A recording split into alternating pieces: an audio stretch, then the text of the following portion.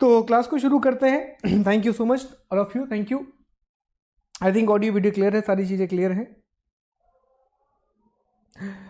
चलिए, तो अब क्लास को आगे बढ़ाते हैं। 2 मिनट कुछ बातें मैं आपको बता दूं कि पता ही होगा आयोग की क्लासेस को हम कंटिन्यू कर रहे थे। इससे पहले हम आयोग खत्म कर चुके हैं। भारत का निर्वाचन आयोग, राज्य निर्वाचन आयोग, संघ लोक सेवा आयोग और मध्य प्रदेश लोक सेवा आयोग की कक्षाएं ऑलरेडी हम खत्म कर चुके हैं। दोस्तों, आज की इस कक्षा में हमें नियंत्रक और महालेखा परीक्षक की बात करनी है, competitor and auditor general of India की बात करनी है। उससे पहले कुछ बातें मैं आपको बता दूं कि ये हमारा टेलीग्राम चैनल है, इसको आप जरूर ज्वाइन करें। यहाँ पर आपको टेलीग्राम की लिंक, हमारे लेक्चर की लिंक और हमारे लेक्चर का पीडीएफ मिल जाएगा। उसके अलावा अनअकैडमी के प्लेटफॉर्म पर ये वो सारे विषय हैं जो मेरे द्वारा लाइव पढ़ाए जा रहे हैं। अगर आप अनअकैडमी का सब्सक्रिप्शन लेना चाहते हैं दोस्तों, तो प्लीज़ मेरे कोड का इस्तेमाल करें SG लाइव। और अगर अनअकैडमी की कोई स्पेशल क्लास आप देखना चाहते हैं तो वहाँ पर भी आप मेरा कोड लगा सकते हैं, विच इज़ SG लाइव। चलिए, अब हम टॉपिक को शुरू करते हैं।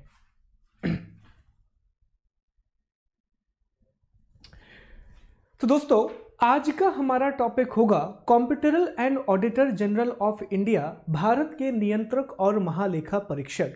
देखिए, अभी तक जितने भी आयोगों को हमने पढ़ा है वो सारे संवैधानिक आयोग हैं, वो सारी कॉन्स्टिट्यूशनल बॉडी है। उसी प्रकार से भारतीय संविधान के भाग 5 अध्याय 5 में अनुच्छेद 148 से अनुच्छेद 151 तक competitor and auditor general of India की बात की गई है, भारत के नियंत्रक और महालेखा परीक्षक की बात की गई है।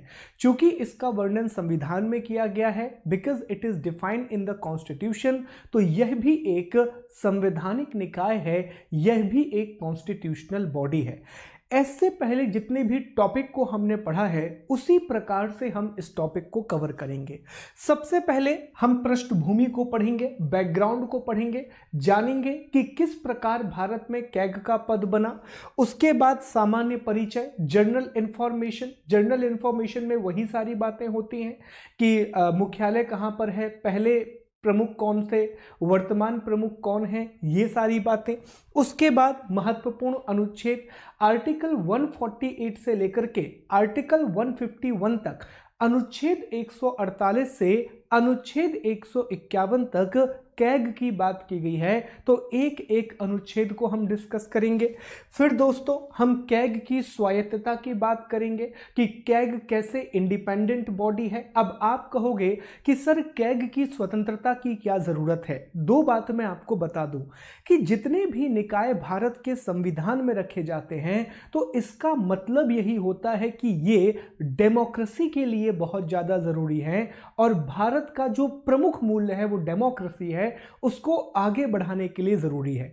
जैसे सबसे पहले हमने निर्वाचन आयोग की बात की, तो वहां भी हमने यही डिस्कस किया था कि भारत दुनिया का सबसे बड़ा लोकतंत्र है, और लोकतंत्र की सबसे बड़ी विशेषता होती है स्वतंत्र और निष्पक्ष निर्वाचन। इंडिया वर्ल्ड की सबसे बड़ी डेमोक्रेसी है, और डेमोक्रेसी का सबसे बड़ा फीचर होता है फ्री एंड फेयर इलेक्शन। तो फ्री एंड फेयर इलेक्शन को इंश्योर करने के लिए हमारे कॉन्स्टिट्यूशन में ही इलेक्शन कमीशन की बात कर दी गई। उसी प्रकार से डॉक्टर अंबेडकर ने कहा था कि अगर आप मुझसे पूछें कि भारतीय संविधान में सबसे महत्वपूर्ण निकाय कौन सा है, तो मैं कैग का नाम लूंगा। तो उनसे पूछा गया, सर आप ऐसा क्यों कह रहे हैं? तो डॉक्टर अंबेडकर ने कहा कि कैग एक ऐसा निकाय होगा जो सरकार के भ्रष्टाचार पर रोक लगाएगा, उसके करप्शन पर रोक लगाएगा। याद रखना दोस्तों, कैग में 2 शब्द हैं, एक शब्द है नियंत्रक और दूसरा शब्द है महालेखा परीक्षक। एक शब्द है कॉम्पिटिटर और दूसरा शब्द है ऑडिटर जनरल। नियंत्रक का मतलब होता है कि कैग ना सिर्फ खातों की जांच करेगा, बल्कि यह भी बताएगा कि आपको पैसा किस प्रकार से खर्च करना चाहिए, किस प्रकार से आपको पैसा एक्सपेंड करना चाहिए। अनफॉर्चुनेटली भारत में ये अधिकार कैग के पास नहीं है, जबकि ब्रिटेन में कैग के पास यह अधिकार भी होता है। दूसरा शब्द है महालेखा परीक्षक, ऑडिटर जनरल। देखो दोस्तों, यहां पर एक शब्द है ऑडिट। यह शब्द आप लोगों ने भी कई बार सुना होगा। ऑडिट शब्द का मतलब यह होता है कि जितने भी विभाग होते हैं भारत में, या जितनी भी कंपनियां होती हैं, वो अपने खातों को मेंटेन करती हैं, एक बैलेंस शीट बनाती हैं।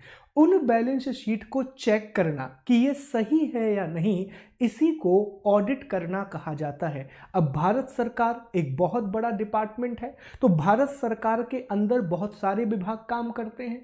तो महिला बाल विकास का अलग बजट है, रक्षा मंत्रालय का अलग बजट है। तो जितना भी खर्च किसी भी विभाग के द्वारा किया जाता है, सभी खर्चों को एक बैलेंस शीट में मेंटेन करना पड़ता है। बाद में competitor and auditor general of India, जिसे हम कैग के रूप में जानते हैं, वह चेक करता है कि जो एंट्री आपने इस बैलेंस शीट में की है वो सही है या गलत। इसी को कहा जाता है ऑडिट करना। और भारत में कैग का एक ही काम है, वो है ऑडिट करना। याद रखना, अभी से क्लियर कर लो कि भारत में कैग का एक ही काम है कि अलग अलग विभाग के जो खाते होते हैं उनको ऑडिट करना। तो यहां हम कैग की स्वायत्तता की बात करेंगे। आप खुद सोचिए कि अगर कैग को इंडिपेंडेंट नहीं रखा गया तो गवर्नमेंट उस पर अपना प्रभाव लेकर के आएगी और कैग सही तरीके से ऑडिट नहीं करेगा। और आखिरी में हम क्या पढ़ेंगे? कैग के कार्य और शक्तियों को डिस्कस करेंगे, functions and power of CAG discuss करेंगे। और हमेशा की तरह इसके बाद हम 8 या 10 एमसीक्यू लगाएंगे और इंश्योर करेंगे कि हमारा टॉपिक बहुत अच्छे से तैयार हो चुका है। तो चलिए दोस्तों, शुरू करते हैं एक और संवैधानिक निकाय को, एक और कॉन्स्टिट्यूशनल बॉडी को, जिसका नाम है competitor and auditor general of India. आइए सबसे पहले हम इसकी पृष्ठभूमि को जानते हैं। सर, पृष्ठभूमि का मतलब क्या होता है? दोस्तों, पृष्ठभूमि का मतलब होता है इसका एक संक्षिप्त इतिहास, इसका एक शॉर्ट हिस्ट्री, अर्थात कैसे भारत में कैग बना और कैग बनने के बाद भारत में क्या क्या हुआ। सर ठीक है, इसे हम कैसे पढ़ेंगे? तो पृष्ठभूमि को हम 2 भागों में बांट करके पढ़ेंगे, इसे 2 पार्ट में डिवाइड करेंगे। सबसे पहले हम ये देखेंगे कि 26 जनवरी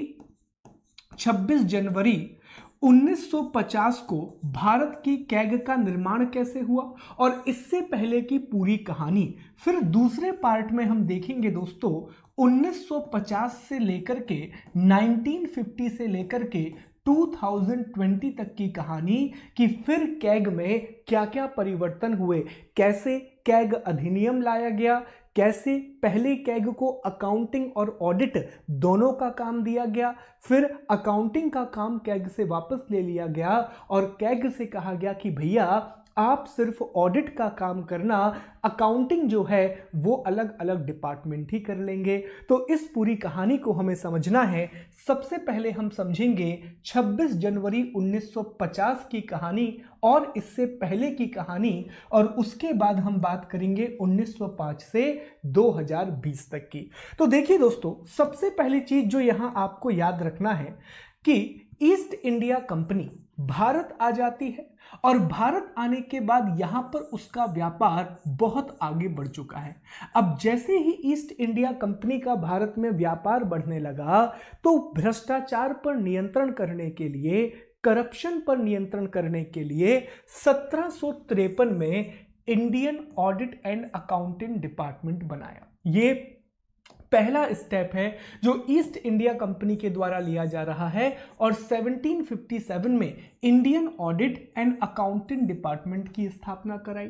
सर ये क्यों बनाया गया? तो कारण बड़ा ही क्लियर है दोस्तों। ईस्ट इंडिया कंपनी 1600 में भारत आती है और भारत आने के बाद लगातार उसका व्यापार बढ़ रहा है, तो उसे यह देखना है कि वो किस प्रकार से अपने खर्चों पर नियंत्रण कर सकती है, उसकी बैलेंस शीट का क्या हो रहा है, कहां पर पैसे का खर्च हो रहा है। इस पूरी चीज का ब्यौरा रखने के लिए, पूरी चीजों का रिकॉर्ड मेंटेन करने के लिए 1753 में Indian audit and accounting department बनाया। और यहां पर याद रखना 2 शब्द हैं, एक है ऑडिट और दूसरा है अकाउंटिंग। दोनों में मतलब समझो। अकाउंटिंग का मतलब होता है बैलेंस शीट तैयार करना, मतलब सिर्फ इस चीज का रिकॉर्ड रखना कि कहां कौन सा पैसा खर्च हुआ है। जैसे मैंने आपको 1,000 रुपए दिए, अब 1,000 रुपए में 10 रुपए आपने कहीं खर्च कर दिए, 50 रुपए कहीं खर्च कर दिए, 100 रुपए कहीं खर्च कर दिए। अगर इन चीजों को बहुत अच्छे तरीके से एक बैलेंस शीट में आपने मेंटेन किया है तो इस पूरी प्रक्रिया को कहा जाएगा अकाउंटिंग। हिंदी में कहा जाता है लेखांकन।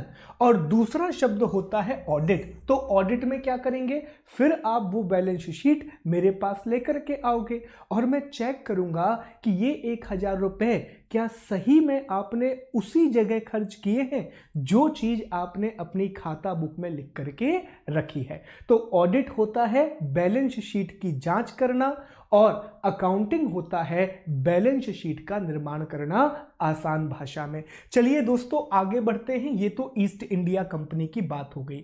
फिर क्या हुआ सर, तो इसके बाद दोस्तों क्या हुआ कि 1857 में भारत में फर्स्ट फ्रीडम स्ट्रगल होता है, स्वतंत्रता संग्राम होता है। और 1858 में government of India act Bharat में लाया जाता है और गवर्नमेंट ऑफ इंडिया एक्ट के बाद ईस्ट इंडिया कंपनी से सारे एडमिनिस्ट्रेशन पावर लेकर के क्राउन को दे दिए जाते हैं। ये सारी बातें हमने इतिहास में पढ़ी है दोस्तों, यहां पर ध्यान दें। तो 1858 में जैसे ही पूरी शक्तियां क्राउन के पास चली जाती हैं तब ब्रिटेन की सरकार भारत में एक महालेखाकार कार्यालय का निर्माण करती है और यहां से भारत में कैग की शुरुआत हो जाएगी। सबसे पहला जो प्रमाण कैग का भारत में मिल रहा है वो 1858 में महालेखाकार का कार्यालय अकाउंटेंट जनरल का ऑफिस बनाया जाता है। और इस कार्यालय में सबसे पहले जो प्रमुख होते हैं उनका नाम है एडवर्ड ड्रमंड। क्या नाम है दोस्तों, एडवर्ड ड्रमंड को पहला ऑडिटर जनरल बनाया जाता है। ठीक, फिर इसके बाद भारत सरकार अधिनियम 1919 आता है और इसमें कहा जाता है कि महालेखा परीक्षक सरकारी नियंत्रण से मुक्त हो जाता है, ऑडिटर जनरल फ्री हो जाता है गवर्नमेंट के कंट्रोल से। फिर दोस्तों गवर्नमेंट ऑफ इंडिया एक्ट 1935 आता है और इसमें प्रांतों के लिए लेखा परीक्षक की व्यवस्था की जाती है, प्रोविंस राज्यों के लिए भी ऑडिटर जनरल की व्यवस्था की जाती है। फिर आगे चलें तो 1936 में 1936 में महालेखा परीक्षक के उत्तरदायित्व का प्रावधान किया जाता है, मतलब उसके कार्यों को अच्छे तरीके से डिफाइन कर दिया जाता है। और 26 जनवरी 1950 को भारत का संविधान लागू होता है। उसमें अनुच्छेद 148 में राष्ट्रपति के द्वारा competitor and auditor general of India को नियुक्त कर दिया जाता है। ये पूरा इतिहास है 1753 से लेकर के 26 जनवरी 1950 का। परेशान मत होइए, एक बार मैं क्विक रिवीजन करा देता हूं और प्रश्न कहां से निकल के आएंगे ये भी मैं आपको बता देता हूं दोस्तों। तो सबसे पहले हमने क्या देखा कि 1753 में जब ईस्ट इंडिया कंपनी भारत में थी तो उन्होंने एक Indian audit and accounting department बनाया था। ठीक है, Indian audit and accounting department बनाया। फिर हमने देखा कि 1857 में प्रथम स्वतंत्रता संग्राम होता है, फर्स्ट इंडिपेंडेंस रेवोल्यूशन होता है या फर्स्ट फ्रीडम स्ट्रगल होता है।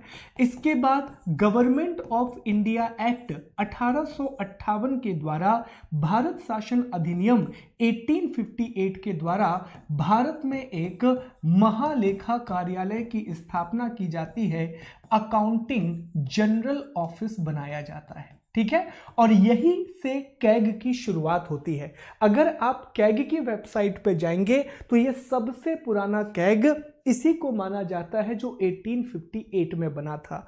दोस्तों आपने एक ऑफिस तो बना दिया, लेकिन इस ऑफिस में किसी को तो नियुक्त करना पड़ेगा। तो जो पहले कैग होते हैं, प्रथम कैग होते हैं, उनका नाम होता है एडमंड ड्रमंड।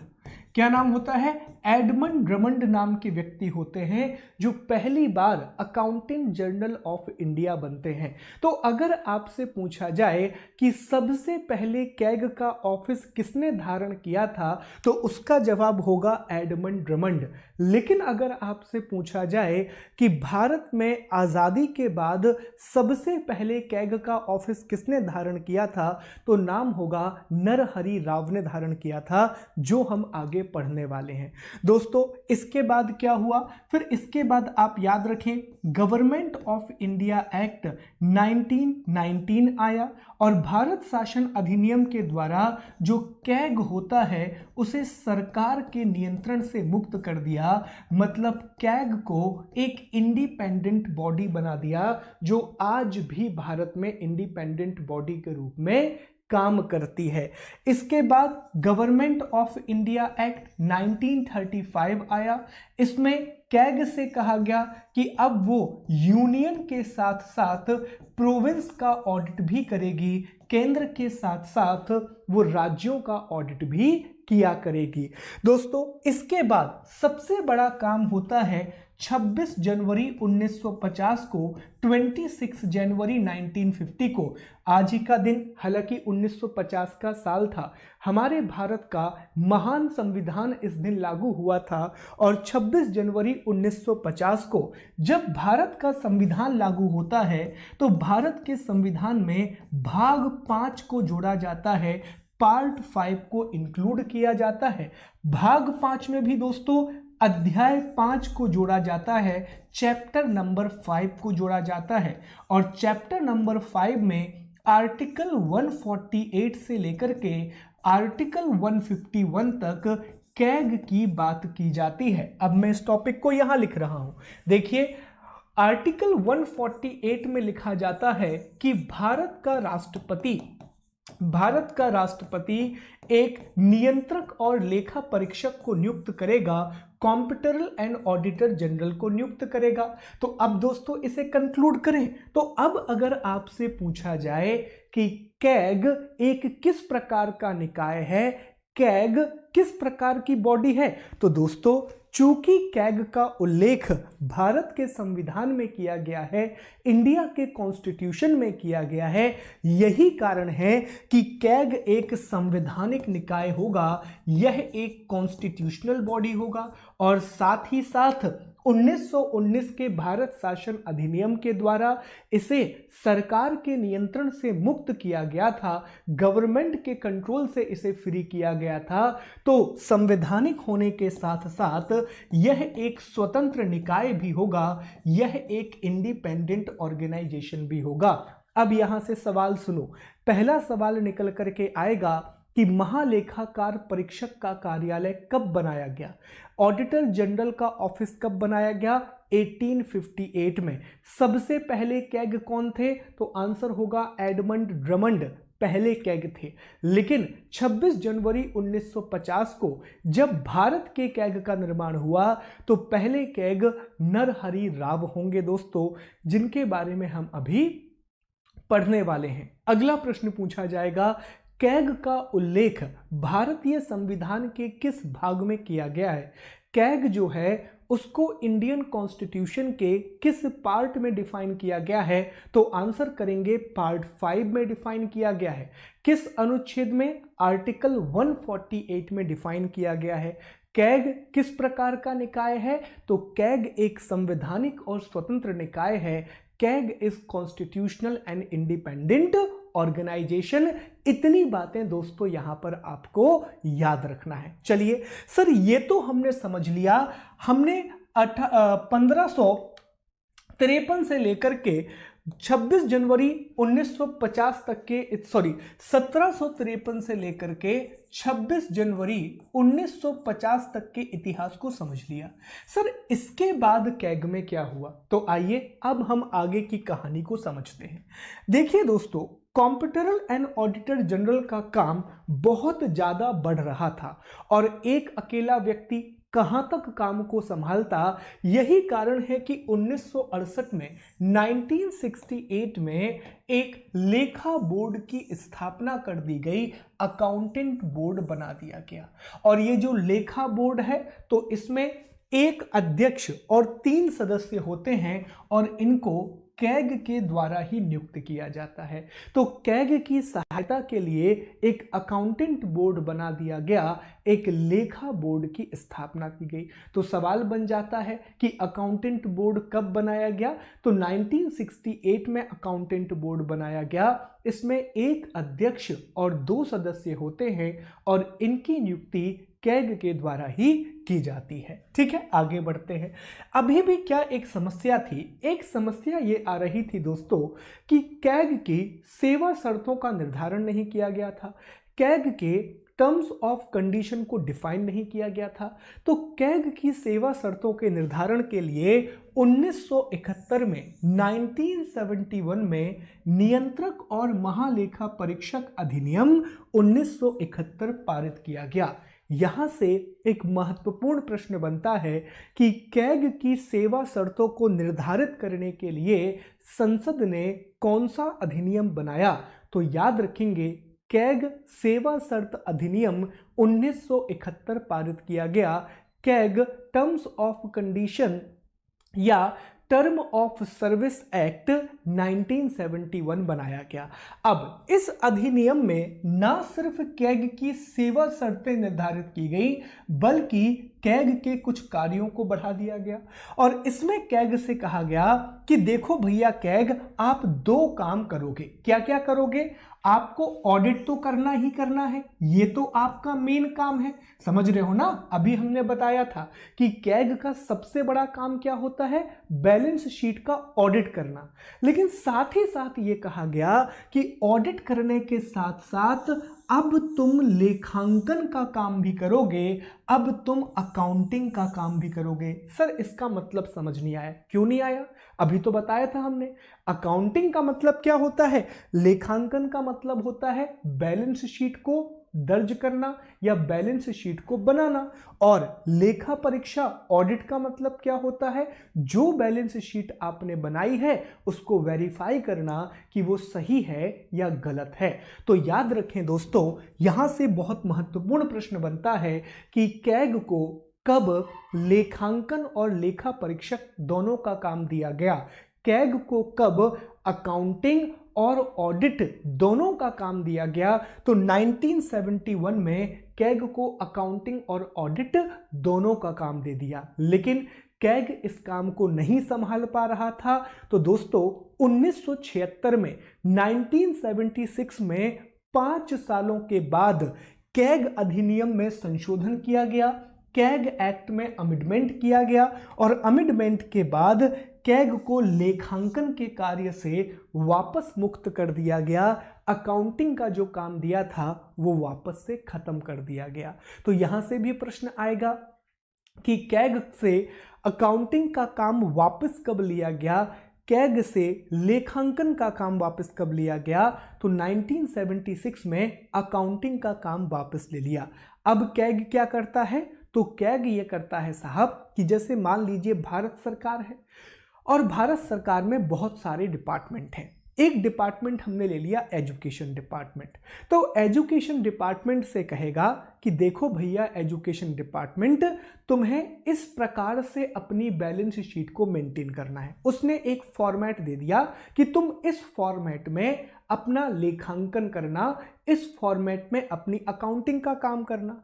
अगले साल हम आएंगे, ये अकाउंट शीट तुमसे ले जाएंगे और हम इसका ऑडिट करेंगे। तो अब भारत सरकार और राज्य सरकार, ये जितने भी डिपार्टमेंट हैं, वो कैग के अनुसार अपनी अकाउंट शीट को मेंटेन करते हैं, अपने अकाउंटिंग का काम करते हैं, और कैग उन बैलेंस शीट का ऑडिट कर देता है, उनका लेखा परीक्षक कर देता है। आसान है दोस्तों, कुछ भी बात यहाँ पर घबराने की नहीं है, सारे प्रश्न क्लियर हो जाएंगे, बस बने रहिए। अब टॉपिक को आगे बढ़ाते हैं। ठीक है सर, ये क्लियर हो गया, ये था कैग का एक सामान्य सा इतिहास, एक छोटा सा बैकग्राउंड। अब दोस्तों कैग की सामान्य जानकारी को डिस्कस करते हैं, जनरल इंफॉर्मेशन की बात करते हैं। तो सामान्य जानकारी में आसान बातें हैं, जल्दी जल्दी देखिए। तो कैग की जानकारी कहां से मिलती है? पढ़ लिया सर हमने। कैग की जानकारी भारतीय संविधान के अनुच्छेद 148 से मिलती है, आर्टिकल 148 से मिलती है। चूंकि कैग की जानकारी भारतीय संविधान से मिलती है, यही कारण है कि कैग एक संवैधानिक निकाय है। चूंकि कैग की इंफॉर्मेशन इंडियन कॉन्स्टिट्यूशन से मिलती है, यही रीजन है कि कैग एक कॉन्स्टिट्यूशनल बॉडी होगा, यह एक संवैधानिक निकाय होगा। इसके बाद इसका प्रमुख कार्य क्या है दोस्तों? तो इसका प्रमुख कार्य है वित्तीय प्रशासन की निगरानी करना, या सिंपल भाषा में कहें तो केंद्र और राज्य सरकार के अकाउंट का ऑडिट करना। बहुत आसान भाषा में, केंद्र और राज्य सरकारें जो भी लेखांकन करती हैं उनका परीक्षण करना, स्टेट और यूनियन गवर्नमेंट के जितने भी अकाउंट होते हैं उनका ऑडिट करना। और इसी कारण से लोक वित्त का संरक्षक कहा जाता है। He is the guardian of public finance. क्यों सर? ये इसलिए कहा जाता है दोस्तों कि पैसा किसी मंत्री का नहीं होता, वो पैसा हम भारत के लोगों का होता है, we the people of India का होता है। हम ही टैक्स भरते हैं, कभी डायरेक्ट फॉर्म में इनकम टैक्स भरते हैं, तो जीएसटी के रूप में इनडायरेक्ट टैक्स भरते हैं, और हमारे इसी पैसे का उपयोग सरकार देश को चलाने के लिए करती है। तो वो हमारा ही पैसा है, और इस पैसे को किस प्रकार से खर्च किया गया है इस बात की जांच कैग करता है। इसी कारण से उसे लोक वित्त का संरक्षण कहा जाता है, गार्जियन ऑफ पब्लिक फाइनेंस भी कहा जाता है। आगे बढ़ें दोस्तों, तो कैग की स्थापना 1858 में की गई थी, लेकिन ये पुराना कैग है। कैग की वर्तमान जो स्वरूप है वो 26 जनवरी 1950 को स्थापित किया गया। ठीक है, आगे बढ़ें। कैग का मुख्यालय नई दिल्ली में है। जो इसके पहले प्रमुख थे वो एडवर्ड ड्रमंड थे, लेकिन पहले भारतीय जो इसके प्रमुख थे वो वी नरहरि राव थे। तो सवाल पर डिपेंड करता है सवाल कैसे पूछ रहा है। अगर मान लीजिए उसने आपको एक सवाल पूछा कि कैग के पहले प्रमुख कौन थे, और उसमें एडवर्ड ड्रमंड का ऑप्शन नहीं है, ध्यान से सुनना दोस्तों। अगर मल्टीपल चॉइस क्वेश्चन आपके पास आता है कि भारत के पहले कैग का नाम बताइए, name the first CAG of India, और उसमें एडवर्ड ड्रमंड का नाम नहीं है, तो आंसर होगा वी नरहरि राव। अगर प्रश्न सीधा पूछ लेता है कि पहले भारतीय कैग कौन थे, who was the first Indian CAG of India, तब भी आंसर क्या होगा?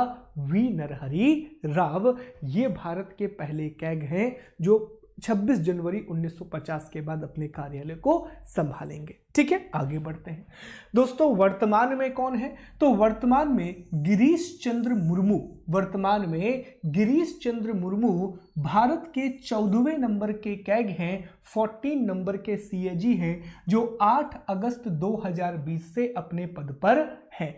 इससे पहले विनोद राय 2008 से 13 तक थे, फिर शशिकांत शर्मा और राजीव महर्षि। गिरीश चंद्र मुर्मू से पहले राजीव महर्षि भारत के कैग हुआ करते थे। दोस्तों आगे बढ़े।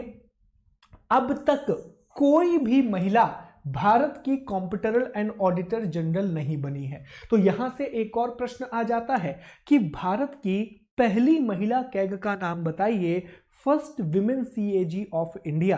तो आंसर क्या होगा? इनमें से कोई नहीं, नन ऑफ द अबव। क्यों सर? क्योंकि अब तक एक भी महिला भारत में कैग के पद पर आसीन नहीं हुई है, इंडिया में कॉम्पिटिटर एंड ऑडिटर जनरल नहीं बनी है। आगे बढ़ते हैं दोस्तों। डॉक्टर अंबेडकर ने बात कही थी कि नियंत्रक महालेखा परीक्षक भारतीय संविधान के तहत सबसे महत्वपूर्ण अधिकारी होगा। यह लोकतांत्रिक व्यवस्था में भारत सरकार के रक्षकों में से एक होगा। इन रक्षकों में उच्चतम न्यायालय, निर्वाचन आयोग, संघ लोक सेवा आयोग शामिल। कितनी अच्छी बात है, कितनी अच्छी बात है दोस्तों। देखिए, भारत सरकार के रक्षक कह रहे हैं, डॉक्टर अंबेडकर साहब कह रहे हैं भारत सरकार के रक्षक, गवर्नमेंट ऑफ इंडिया के गार्जियन की बात कर रहे हैं। और किस किस को गार्जियन कह रहे हैं? वो कह रहे हैं कि भैया जो competitor and auditor general of India है वो भी एक गार्जियन है, इलेक्शन कमीशन ऑफ इंडिया यह भी एक गार्जियन है, संघ लोक सेवा आयोग पब्लिक सर्विस कमीशन आएगा उसमें, यह भी एक गार्जियन है। तो इनको वह रक्षक कह रहे हैं। क्यों कह रहे हैं? Election commission of India Bharat में फ्री और फेयर इलेक्शन कराएगा। जब फ्री और फेयर इलेक्शन होंगे तो डेमोक्रेसी आगे बढ़ेगी। सीएजी डेमोक्रेसी पर पैसे के नियंत्रण को बनाए रखेगा, जो फाइनेंस होता है उसको कंट्रोल करेगा, और पब्लिक सर्विस कमीशन जो है वो स्टील फ्रेम की तरह काम करेंगे। तो इन सब को भारत सरकार का रक्षक या डेमोक्रेसी का रक्षक कहा जा रहा है, गार्जियन ऑफ डेमोक्रेसी कहा जा रहा है। दोस्तों ये लिस्ट है, ये आपको पढ़ना है। ये भारत के 14 जो अब तक कैग हुए हैं, वी नरहरि राव, ए.के. चंदा, आखिरी में देखें विनोद राय, शशिकांत शर्मा, राजीव महर्षि और गिरीश चंद्र मुर्मू। तो भारत के 14 कैग की ये लिस्ट है। सवाल आप जानते ही हैं कैसे निकल करके आते हैं। पहले कैग का नाम वी नरहरि राव, वर्तमान सीएजी का नाम गिरीश चंद्र मुर्मू। अगला प्रश्न पूछ लेगा पहली महिला कैग का नाम, तो आंसर होगा कोई नहीं, क्योंकि अब तक कोई भी विमेन कैग नहीं बनी है। एक और सवाल पूछेगा कि गिरीश चंद्र मुर्मू किस क्रमांक के कैग हैं, what is the order of CAG as a Girish Chandra Murmu. तो आंसर करेंगे ये 14वें क्रमांक के 14 नंबर के सीएजी हैं। दोस्तों बारीकी से चीजों को पढ़ना, यहां से एक भी प्रश्न बाहर नहीं जाना चाहिए, एक एक पॉइंट को बहुत अच्छे से तैयार करके जाना है हमें, ठीक है। चलिए आगे बढ़ते हैं, अगले प्रश्न की बात करते हैं।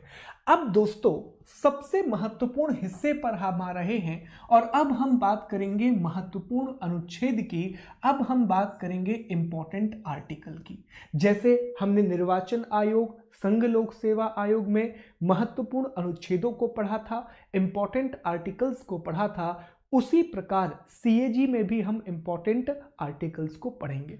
तो हमें क्या पता है? हमें यह पता है सर कि भारतीय संविधान में एक भाग 5 है। कौन सा भाग है?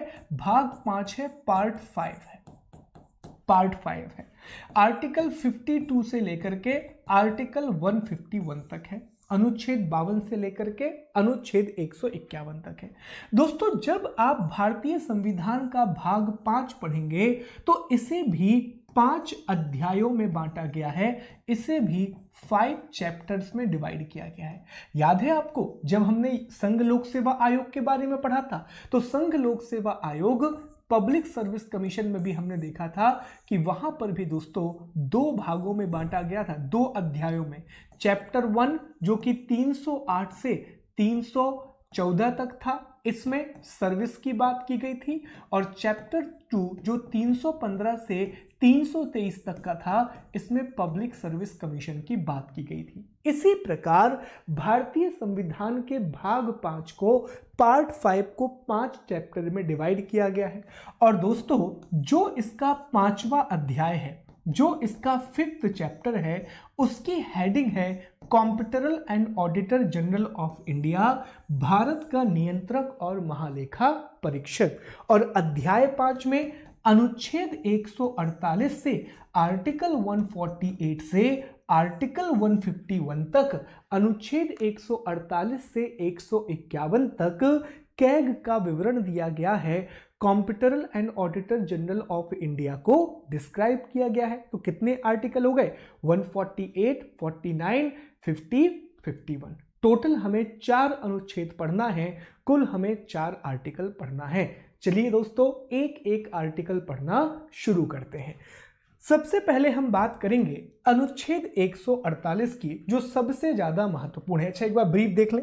48 में कैग की नियुक्ति, शपथ और सेवा शर्तों की बात की गई है। Appointment, oath and term of service of CAG, इसकी बात अनुच्छेद 148 में है। अनुच्छेद 149 में कैग के कार्य और शक्तियों का विवरण दिया गया है। कैग के फंक्शन और पावर की बात की गई है, पिछले साल का प्रश्न है ये। अनुच्छेद 150 में संघ और राज्यों के खातों के विवरण की बात की गई है।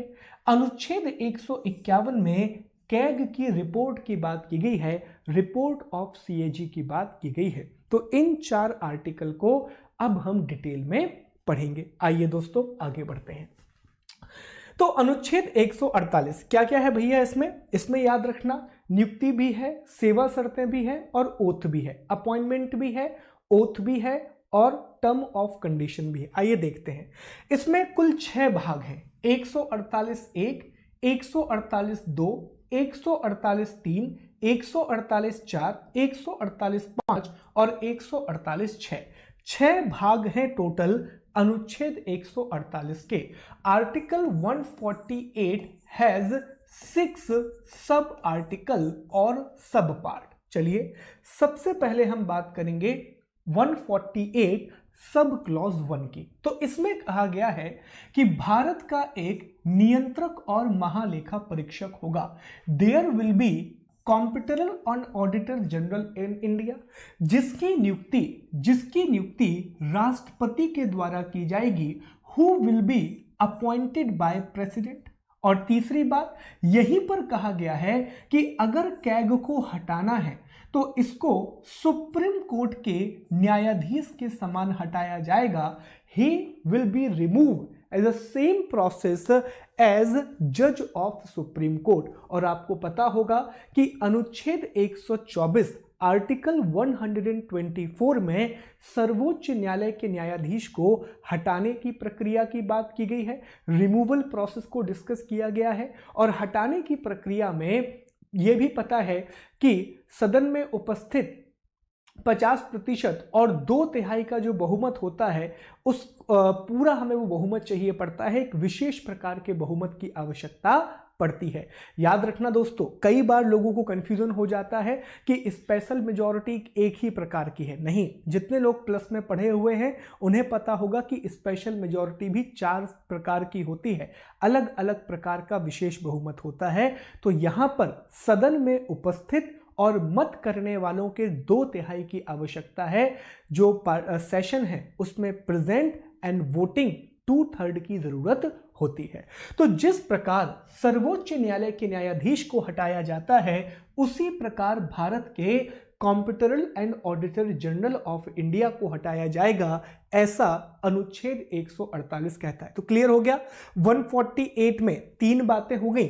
भारत का एक कैग होगा जिसकी नियुक्ति राष्ट्रपति करेगा और इसको सर्वोच्च न्यायालय की प्रक्रिया के हिसाब से हटाया जाएगा। ठीक है सर। अब 148(2) की बात करते हैं। इसमें कैग की शपथ की बात की गई है, कैग के ओथ को डिस्क्राइब किया गया है और कहा गया है कि कैग 3री अनुसूची के अनुसार राष्ट्रपति द्वारा शपथ दिलवाया जाएगा। प्रेसिडेंट कैग को ओथ दिलवाएगा as described in the 3rd schedule of Indian constitution. तो दोस्तों, भारत के संविधान में कुल 12 अनुसूचियां हैं और जो 3री अनुसूची है उसमें ओथ की बात की गई है, उसमें शपथ की बात की गई है। और भारत के जो अलग अलग अधिकारी होते हैं उनकी शपथ को अनुसूची 3 में बताया गया है, उनकी ओथ को शेड्यूल 3 में बताया गया है। तो भारत का जो कैग होगा वो अनुच्छेद 148 के अनुसार राष्ट्रपति उनको शपथ दिलवाएंगे। और कौन सी शपथ दिलवाएंगे? जो 3री अनुसूची में बताई गई है वह ओथ दिलवाएंगे जो शेड्यूल नंबर 3 में बताई गई है। फिर दोस्तों आर्टिकल 148(3) है। 148(3) में कहा गया है कि कैग के जो वेतन और सेवा शर्तें हैं, जरूरी बात है याद रखना, कैग का जो वेतन और सेवा शर्तें हैं, सैलरी और सर्विस कंडीशन है, ये संसद के द्वारा तय की जाएंगी, ये पार्लियामेंट के द्वारा तय की जाएंगी। ठीक है, याद रखना। और सेवा शर्तों में नियुक्ति के बाद, अपॉइंटमेंट के बाद कोई भी अलाभकारी परिवर्तन नहीं होगा, कोई भी अनवायबल चेंज नहीं होगा। तो 2 बातें लिख रहा है, तीसरी बात नहीं लिख रहा है। वो ये कह रहा है कि जो कैग होता है, competitor and auditor general of India होता है, तो उसकी सैलरी और दूसरी बात उसकी सेवा शर्तें, एक तो उसका वेतन और दूसरा उसकी सर्विस कंडीशन। ये राष्ट्रपति तय नहीं कर रहा है, इससे पहले राष्ट्रपति तय कर रहा था हर जगह, पर यहां पर कौन तय कर रहा है? पार्लियामेंट तय कर रही है, संसद तय कर रही है। और दूसरी बात जो अनुच्छेद 148 में लिख दी गई है वो ये लिख दिया गया है दोस्तों कि अगर आपने एक बार वेतन 2.5 लाख रुपए डिसाइड कर दिया और कैग को अपॉइंट कर दिया, तो अब अपॉइंटमेंट के बाद आप किसी भी प्रकार का अलाभकारी परिवर्तन नहीं करेंगे, अनवायबल चेंज नहीं करेंगे। इसका मतलब यह हुआ, एग्जाम्पल समझते हैं। जैसे मान लीजिए अभी भारत के कैग कौन है? मुर्मू साहब हैं। तो मुर्मू साहब अभी भारत के सीएजी हैं। जब मुर्मू साहब ने शपथ ली, ठीक है, तब उनका वेतन मान लेते हैं 2.5 लाख रुपए महीने था, 2.5 लाख रुपए था, ठीक है। जैसे ही मुर्मू साहब का कार्यकाल 2 या 3 महीने का हुआ तो सरकार को लगा कि भैया ये तो बुरा काम कर रहे हैं, मतलब सरकार पर ज्यादा निगरानी रख रहे हैं। तो सरकार ने कहा चलो हम इनकी सैलरी कम करते हैं। नहीं, तब आप सैलरी कम नहीं कर सकते। तो क्या सर कभी भी कैग की सैलरी कम नहीं हो सकती? हो सकती है। कब हो सकती है? अब भारत सरकार को नियम बनाना पड़ेगा कि अब जो अगले कैग आएंगे, नेक्स्ट सीएजी जो आएगा, उसको 2 लाख रुपए प्रति माह दिया जाएगा, 2 लाख रुपीस पर मंथ दिए जाएंगे। तो वो बात मुर्मू साहब पर लागू नहीं होगी, क्योंकि जब मुर्मू साहब कैग बने थे तब 2.5 सैलरी थी, लेकिन उनके बाद जो कैग बनेगा तो उनको 2 लाख रुपए का वेतन दिया जाएगा। तो कभी भी अलाभकारी परिवर्तन नहीं कर सकते। याद रखना, शब्द देखना, यहां पर शब्द है अलाभकारी, मतलब क्या हुआ?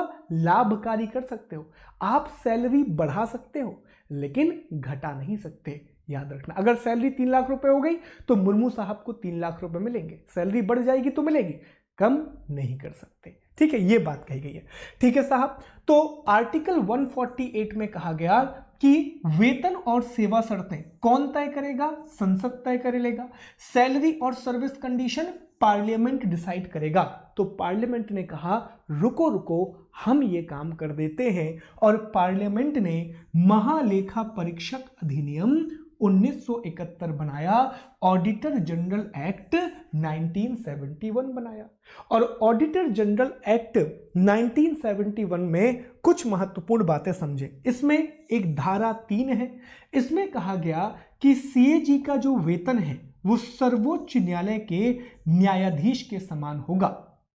सेक्शन 3 में लिखा गया कि कैग की सैलरी जो है वो सुप्रीम कोर्ट के जज के समान होगी, अर्थात 2.5 लाख रुपए प्रति माह, 2.5 लाख रुपीस पर मंथ। याद रखना, देखो यहां पर ना एग्जामिनर आपको कंफ्यूज करेगा। वो ऑप्शन में 2 ऑप्शन देगा। एक ऑप्शन देगा सर्वोच्च न्यायालय के न्यायाधीश के समान, सेम एज जज ऑफ सुप्रीम कोर्ट, और दूसरा ऑप्शन देगा सर्वोच्च न्यायालय के प्रधान न्यायाधीश के समान, same as chief justice of India. तो याद रखना, यहां पर सर्वोच्च न्यायालय के न्यायाधीश के समान है, सेम एज जज ऑफ सुप्रीम कोर्ट है, ना कि chief justice of supreme court. ठीक है, तो कंफ्यूज मत होना दोस्तों। धारा नंबर 4 सेक्शन नंबर 4 महा इंपॉर्टेंट, पी जाओ इन बातों को, इतनी जरूरी है। ठीक है, सेक्शन नंबर 4 में सीएजी के कार्यकाल की बात की गई है, इसके टेन्योर को डिसाइड किया गया है और कहा गया है कि इसकी पद अवधि 6 वर्ष या 65 वर्ष होगी, 6 ईयर या 65 ईयर होगा। यहां पर याद रखें 6 साल और 65 वर्ष है। अब देखो जरूरी क्या है, वो सवाल घुमाएगा, सवाल पूछेगा कि कैग के बारे में कौन सा प्रावधान संविधान में नहीं दिया गया है, विच provision about CAG is not given in the constitution. तो उसकी पद अवधि की बात संविधान में नहीं की गई है, टेन्योर को कॉन्स्टिट्यूशन में डिफाइन नहीं किया गया है। तो कहां डिफाइन किया गया है पूछेगा, तो बता देना दोस्त कि कैग के कार्यकाल को महालेखा परीक्षक अधिनियम 1971 में डिफाइन किया गया है और बताया गया है कि कैग का कार्यकाल 6 साल या 65 वर्षों का होगा, 6 ईयर या 65 ईयर का होगा। ठीक है, और धारा 4 ये तो और भी इंटरेस्टिंग है, त्याग पत्र रेजिग्नेशन किसे देगा? राष्ट्रपति को देगा। रिजाइन किसको करेगा? प्रेसिडेंट को। देखो ये इंटरेस्टिंग क्यों है, हमने इससे पहले निर्वाचन आयोग को पढ़ा, हमने पीएससी के बारे में पढ़ा, तो वहां लिखा गया था कि पीएससी के अध्यक्ष या सदस्य किसको अपना त्यागपत्र देंगे, वो किसे अपना रेजिग्नेशन देंगे।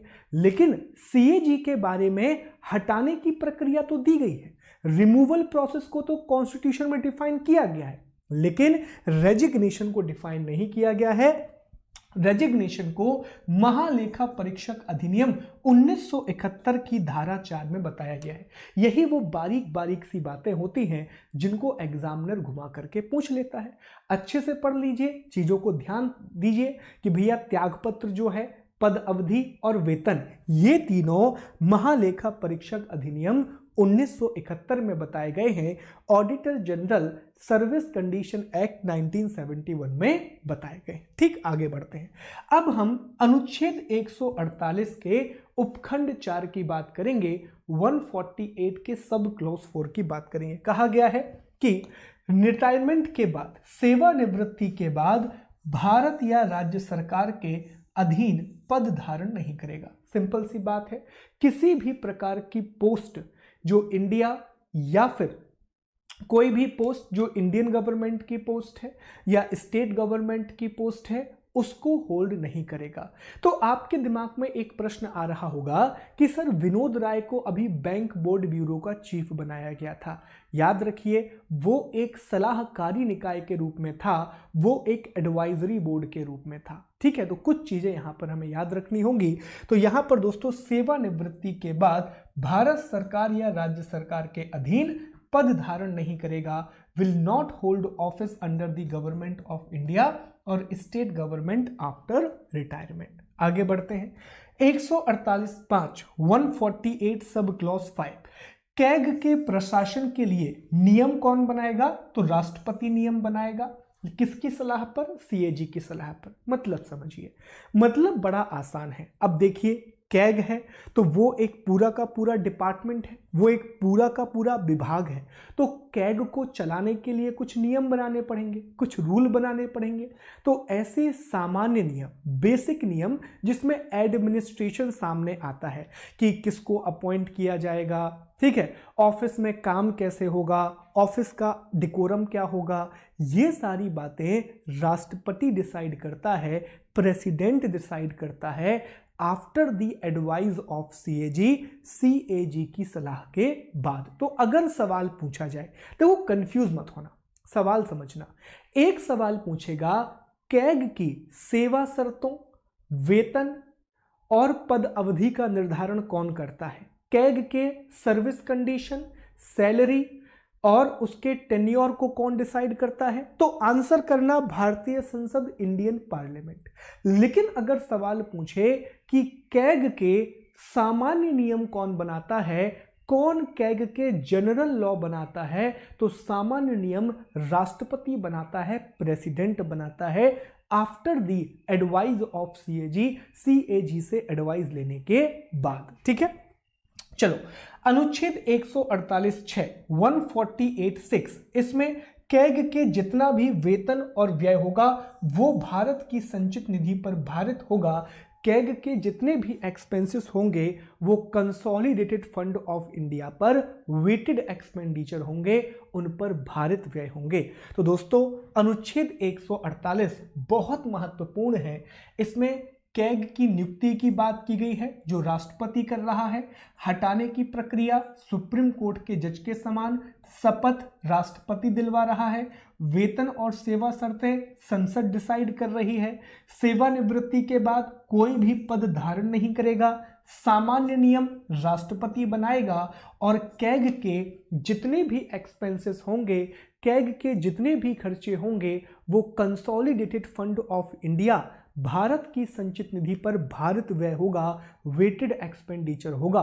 भारित व्यय का मतलब होता है कि किसी भी प्रकार से उस व्यय पर मतदान नहीं किया जाएगा, वोटिंग नहीं की जाएगी, वो ऑटोमेटिकली पास कर दिया जाएगा। ठीक है, तो ये 148 है। याद रखना क्या क्या हो गया, जस्ट क्विक रिमाइंडर में करा दूं आपको कि 148 में एक तो नियुक्ति की बात है, अपॉइंटमेंट की बात की गई है दोस्तों, हटाने की प्रक्रिया की बात की गई है, रिमूवल प्रोसेस की बात की गई है, शपथ को डिस्क्राइब किया गया है, ओथ की बात की गई है, सेवा शर्तें जो टर्म और कंडीशन है वो पार्लियामेंट बनाएगा ऐसा कहा गया है, जितने भी खर्चे हैं वो कंसोलिडेटेड फंड ऑफ इंडिया के ऊपर वेटेड होंगे, भारित होंगे, और साथ ही साथ यह भी कहा गया है कि कैग के जो एडमिनिस्ट्रेटिव रूल होते हैं वो राष्ट्रपति के द्वारा बनाए जाएंगे, और कैग सेवानिवृत्ति के बाद आफ्टर रिटायरमेंट इंडियन या किसी भी स्टेट की पोस्ट पर नहीं जाएगा। क्या नहीं दिया गया है यह भी याद रखना दोस्तों, ना तो वेतन बताया गया है, सैलरी बताई गई है, ना ही इसमें त्यागपत्र बताया गया है, रेजिग्नेशन बताया गया है, ना ही पदावधि बताई गई है, ना ही टेन्योर बताया गया है। यह कहां बताया गया है? तो याद रखना, इन सब के लिए संसद ने, पार्लियामेंट ने कैग अधिनियम 1971 बनाया है, CAG एक्ट 1971 बनाया है, और इसमें वेतन सुप्रीम कोर्ट के जज के जैसा है, त्यागपत्र राष्ट्रपति को देगा, और पद अवधि 6 वर्ष या 65 वर्ष की है, 6 ईयर या 65 ईयर की पद अवधि है, टेन्योर है। ये बातें दोस्तों आपको याद रखना है। तो इस प्रकार अनुच्छेद 148 भी पूरा हो गया, आर्टिकल 148 भी पूरा हो गया। चलो आगे बढ़ते हैं। अब दोस्तों अनुच्छेद 149 की बात करते हैं। इसमें कैग के कर्तव्य और शक्तियों को निर्धारित किया गया है। इसमें कैग की ड्यूटी और उसकी पावर को डिस्क्राइब किया गया है। कहा गया है कि कैग के कर्तव्य और शक्तियां संसद के द्वारा निर्धारित की जाएंगी, पार्लियामेंट के द्वारा डिसाइड की जाएंगी। और दोस्तों अभी हमने बताया कि एक तो कैग की सेवा शर्तें, बहुत खूबसूरत प्रश्न बनेगा, कैग की सेवा शर्तें मतलब कि टर्म और कंडीशन कौन डिसाइड कर रहा है दोस्त? तो ये संसद डिसाइड कर रही है, ये पार्लियामेंट डिसाइड कर रहा है। और साथ ही साथ जरूरी बात, कैग के जो कार्य हैं और उसकी शक्तियां हैं, कैग के जो भी वर्क हैं और साथ ही साथ उसकी जो पावर है, ये भी कौन डिसाइड कर रहा है? संसद। सर ये बार बार क्यों बता रहे हो? बार बार इसलिए बता रहा हूं कि जब एग्जाम में जाओगे तो वहां राष्ट्रपति भी ऑप्शन में देगा, और राष्ट्रपति क्या डिसाइड करता है? सामान्य नियम निर्धारित करता है, जनरल लॉ डिसाइड करता है, ना कि सेवा शर्तें और ना ही कार्य और शक्तियां, ना ही टर्म और कंडीशन, और ना ही वर्क और पावर। और एक और अंतर समझ लो, सेवा शर्तें संसद निर्धारित करेगी, टर्म और कंडीशन पार्लियामेंट बनाएगी। ऐसी बात कहां कही गई है? तो अनुच्छेद 148 में की गई है, आर्टिकल 148 में की गई है। लेकिन दोस्तों कार्य और शक्तियां, वर्क और पावर भी पार्लियामेंट बनाएगी, ये बात अनुच्छेद 149 में की गई है। तो कंफ्यूज मत होना। और चूंकि दोनों काम संसद को दिए गए थे, तो संसद ने दोनों के लिए क्या बनाया है? कैग एक्ट 1971 बनाया। और इसकी कहानी याद है ना आपको? हमने ये पढ़ा कि कैग अधिनियम 1971 के द्वारा CAG से कहा गया कि भैया कैग, चूंकि अब तक एक भी महिला नहीं बनी है, इसलिए मैं बहन कैग तो नहीं बोल सकता, अगर एक महिला बन जाएगी तो मैं बहन कैग बोल देता। तो भैया कैग, आप अकाउंटिंग का काम भी करोगे और आप ऑडिट का काम भी करोगे, आप लेखांकन का काम भी करोगे और लेखा परीक्षक का काम करोगे। कैग ने कहा ज्यादा काम हो रहा, ज्यादा काम हो रहा।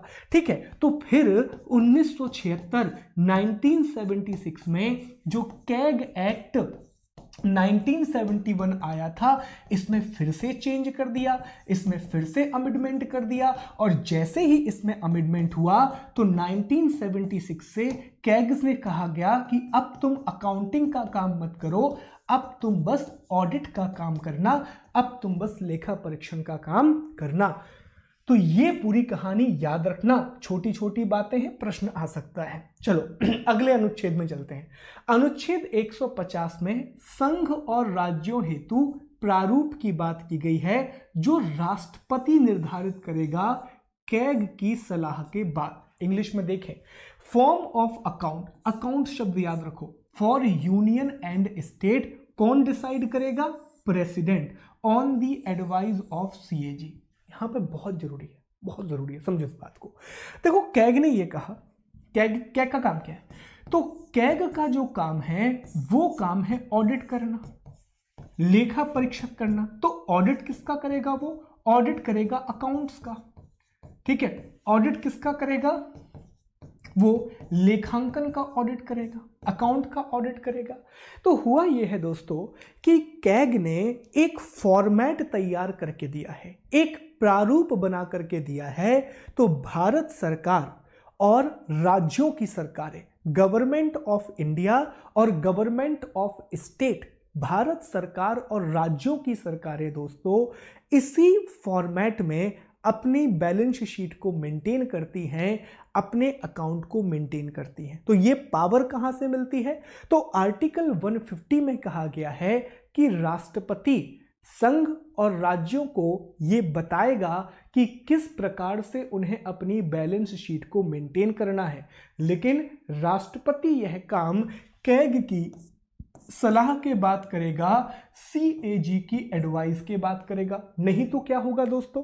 नहीं तो पता पड़ा कि एजुकेशन डिपार्टमेंट ने अलग तरीके से अकाउंटिंग की है, इलेक्ट्रिसिटी डिपार्टमेंट ने अलग तरीके से अकाउंटिंग की है, और ऐसे भारत सरकार के बहुत सारे डिपार्टमेंट और स्टेट गवर्नमेंट के बहुत सारे डिपार्टमेंट। तो कैग को प्रॉब्लम हो जाएगी। तो कैग ने पहले ही कह दिया कि भैया इस तरीके से अकाउंटिंग करना, अगर नहीं करोगे तो फिर तुमको दिक्कत आएगी, ठीक है। तो ये कहां से कहा है? अनुच्छेद 150 आर्टिकल 150। लेकिन यहां पर भी बारीकी याद रखना कि ये डिसाइड कौन करेगा? राष्ट्रपति डिसाइड करेगा। तो प्रश्न पूछेगा कौन डिसाइड करेगा? राष्ट्रपति, प्रेसिडेंट, लेकिन सीएजी की सलाह के बाद, कैग की एडवाइस लेने के बाद। चलो आखिरी अनुच्छेद पर आते हैं, आर्टिकल 151, और इसमें सीएजी की रिपोर्ट की बात की गई है, कैग की रिपोर्ट को डिस्कस किया गया है, ठीक। तो कैग, अब देखो एक और बात याद रखो, भारत में दो चीजें हैं, एक तो है यूनियन, अच्छा तीन चीजें, तीन, एक है यूनियन, दूसरा है स्टेट, और तीसरा है लोकल बॉडी। देखो भारत में जो सीएजी है, competitive and auditor general India है, वो दोनों के लिए अलग अलग नहीं है। ऐसा नहीं है कि केंद्र के लिए अलग हो और राज्य के लिए अलग हो। भारत में एक ही कैग है, इंडिया में एक ही competitive and auditor general of India है। और वो किसका ऑडिट करता है? तो वो यूनियन गवर्नमेंट का ऑडिट करता है और वो स्टेट गवर्नमेंट का ऑडिट करता है। याद रखना, लोकल बॉडी का ऑडिट नहीं करता। लोकल बॉडी को वो तभी ऑडिट करता है जब उससे रिक्वेस्ट की जाती है, जब उससे कहा जाता है कि प्लीज आप लोकल बॉडी को ऑडिट कर दीजिए। तो अगर पूछा जाए कि कैग सामान्यतः किसका ऑडिट करता है, तो कैग यूनियन गवर्नमेंट का ऑडिट करता है और स्टेट गवर्नमेंट का ऑडिट करता है। केंद्र सरकार और राज्य सरकार, जो स्थानीय निकाय होते हैं, उनका ऑडिट कैग रिक्वेस्ट के बाद ही करता है, जब उससे रिक्वेस्ट की जाती है तभी करता है। तो देखो, अगर वो यूनियन का ऑडिट कर रहा है तो इसकी रिपोर्ट कहां वो पेश करेगा? तो इसकी रिपोर्ट पार्लियामेंट में जाएगी।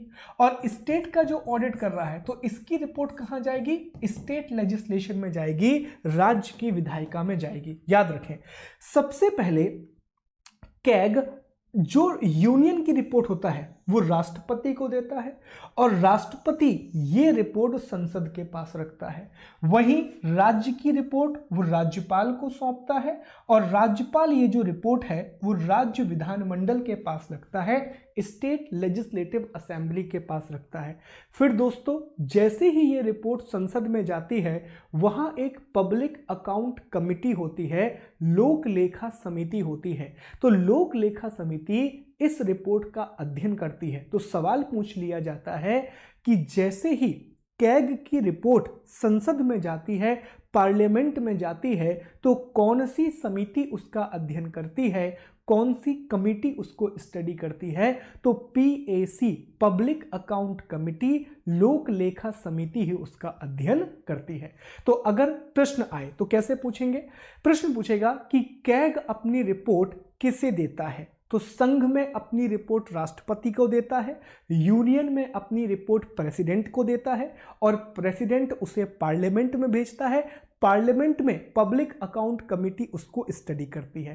राज्यों में अपनी रिपोर्ट राज्यपाल को देता है, गवर्नर को देता है, गवर्नर उसे स्टेट लेजिस्लेटिव असेंबली में प्रेजेंट करता है, विधानसभा में प्रस्तुत करता है और फिर स्टेट पब्लिक अकाउंट कमेटी उसका अध्ययन करती है, विधानसभा की लोक लेखा समिति उसका अध्ययन करती है। यही एक सर्किल है और ये सारी बातें अनुच्छेद 151 में कही गई हैं, आर्टिकल 151 में कही गई है। तो इस प्रकार दोस्तों सारे अनुच्छेद हमने खत्म कर लिए। जल्दी से डिस्कस कर लो। आर्टिकल 148 नियुक्ति, रिमूवल, शपथ जिसको हमने ओथ बोला है, ठीक है, साथ ही साथ सेवा शर्त, टर्म और कंडीशन, सामान्य नियम, जनरल लॉ, सेवानिवृत्ति के बाद कहीं और भर्ती नहीं, और आखिरी में जितने भी इसके व्यय होंगे वो कंसोलिडेटेड फंड ऑफ इंडिया पर भारित होंगे। फिर 149 किसकी बात की गई है? पावर एंड ड्यूटी, शक्तियां और कार्य संसद डिसाइड करेगी, पार्लियामेंट डिसाइड करेगी। अनुच्छेद 150, अनुच्छेद 101 में 150 में कहा गया है कि यूनियन और स्टेट के जो अकाउंट हैं उनका फॉर्मेट प्रेसिडेंट तय करेगा after the recommendation of CAG. Article 151 में रिपोर्ट की बात की गई है, यूनियन की रिपोर्ट प्रेसिडेंट के पास, स्टेट की रिपोर्ट गवर्नर के पास, प्रेसिडेंट उसको पार्लियामेंट में रखेगा, गवर्नर स्टेट लेजिस्लेशन में रखेगा, राज्य विधानमंडल में रखेगा। इसके बाद पब्लिक अकाउंट कमेटी उसको डिस्कस करेगी, लोक लेखा समिति उसको डिस्कस करेगी। तो इस प्रकार से भारतीय संविधान में कैग के अनुच्छेदों को हमने पढ़ लिया, कैग के आर्टिकल को पढ़ लिया, मतलब हमने सारा का सारा कैग पढ़ लिया। अब कार्य बचे हैं, 2 मिनट में कार्य पढ़ेंगे, 2 मिनट में स्वायत्तता पढ़ेंगे, फिर एमसीक्यू लगाएंगे। पहले ये बताओ क्या यहां तक टॉपिक समझ में आया दोस्तों? क्या यहां तक टॉपिक क्लियर है?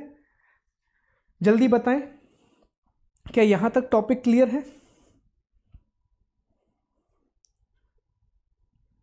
महेंद्र जी भी तो मुझे याद नहीं है लोक लेखा समिति में, पर मेंबर्स होते हैं, मैं एक बार देख करके बता दूंगा यार। 16 अप्रैल से प्लस क्लास शुरू होगी दोस्त। नहीं, उससे पहले तो कवर नहीं हो पाएगी दोस्त। समझ आ गया? सारी बातें क्लियर हैं? ठीक है, चलो तो 2 मिनट पढ़ते हैं, फिर एमसीक्यू लगाने के लिए तैयार रहना आप लोग। फिर एमसीक्यू लगाएंगे दोस्तों।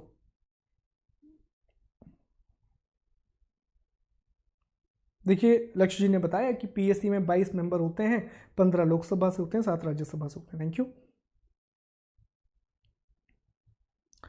पीडीएफ ऑलरेडी अपलोडेड है आकाश जी, सारी पीडीएफ टेलीग्राम पर है, @शुभम गुप्ता पीडीएफ सर्च कीजिए, वहां पर एक मैसेज पिन है, उस मैसेज में गूगल ड्राइव की लिंक है, सारे पीडीएफ वहीं मिलेंगे। चलो भैया अब थोड़ा आगे बढ़ते हैं और कुछ बातें और समझ लेते हैं टॉपिक के बारे में। इतना तो हो गया सर, इतना क्लियर है। अब जल्दी जल्दी चीजों को रिवाइज कर लो। इंडिपेंडेंस ऑफ कैग, कैग की स्वायत्तता, तो बहुत जल्दी देखना, रिवीजन है। अनुच्छेद 148 के अनुसार कैग राष्ट्रपति के द्वारा नियुक्त किया जाता है। CAG is appointed by the president. CAG अधिनियम 1971 के अनुसार इसका कार्यकाल 6 वर्ष या 65 वर्ष का होता है। टेन्योर जो है वो 6 ईयर या 65 ईयर का होता है। अनुच्छेद 148(1) के अनुसार कैग को राष्ट्रपति सर्वोच्च न्यायालय के न्यायाधीश के समान हटाते हैं। सारी बातें पढ़ ली हैं, जल्दी जल्दी रिवाइज कर रहे हैं हम यहाँ पर। 148(3) के हिसाब से कैग का वेतन और सेवा शर्तें अलाभकारी परिवर्तन नहीं होगा, समझा दिया था कि इसका मतलब क्या होता है। 148(4) एक बार कैग के पद से सेवानिवृत्त होने के बाद वह भारत सरकार या राज्य सरकार के अधीन किसी भी पद पर नहीं बैठ सकता, ये भी हमने डिस्कस कर लिया था।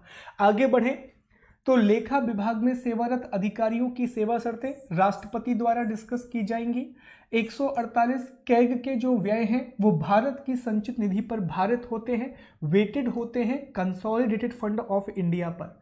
कार्य और शक्तियां, तो याद रखें कैग के जो कार्य और शक्तियां हैं इनकी जानकारी हमें कहां से मिलती है? नियंत्रक और महालेखा परीक्षक अधिनियम 1971, भारत का संविधान का अनुच्छेद 149, आर्टिकल 141 और लेखा परीक्षक अधिनियम 2017। क्यों? समझो इस बात को। देखो दोस्तों, जब कैग की पावर और ड्यूटी की बात की जाए, शक्ति और कार्य की बात की जाए, तो अनुच्छेद 149 में लिखा गया है कि कैग के जो पावर, शक्तियां और कार्य होंगी, इनका निर्धारण संसद करेगी, पार्लियामेंट करेगी, और पार्लियामेंट ने इसके लिए कैग अधिनियम 1971 बनाया है। तो अगर हम कहें कि कैग के कार्यों की जानकारी कहां से मिलती है, ड्यूटी और पावर की इंफॉर्मेशन कहां से मिलती है, तो आर्टिकल 149 और कैग एक्ट 1971, कैग अधिनियम 1971 से इसकी जानकारी मिलती है।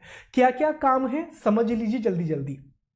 पहला काम क्या है कि वो भारत और राज्यों की संचित निधि, कंसोलिडेटेड फंड ऑफ इंडिया, ठीक है, आकस्मिक निधि, कंटिजेंसी फंड ऑफ इंडिया और सार्वजनिक खाते, पब्लिक अकाउंट का ऑडिट करता है। अब देखो यहां से भी प्रश्न आ जाता है कि कैग किसका ऑडिट करता है, तो कंसोलिडेटेड फंड ऑफ इंडिया का ऑडिट भी कर रहा है, संचित निधि का भी ऑडिट कर रहा है, आकस्मिक निधि, कंटिजेंसी फंड का भी ऑडिट कर रहा है, और दूसरे जो पब्लिक अकाउंट होते हैं उनका भी ऑडिट कर रहा है। तो क्या है, कंफ्यूजन के लिए वो सवाल पूछते हैं कैग किसका ऑडिट नहीं करता, तो याद रखना इन तीनों का ऑडिट करता है।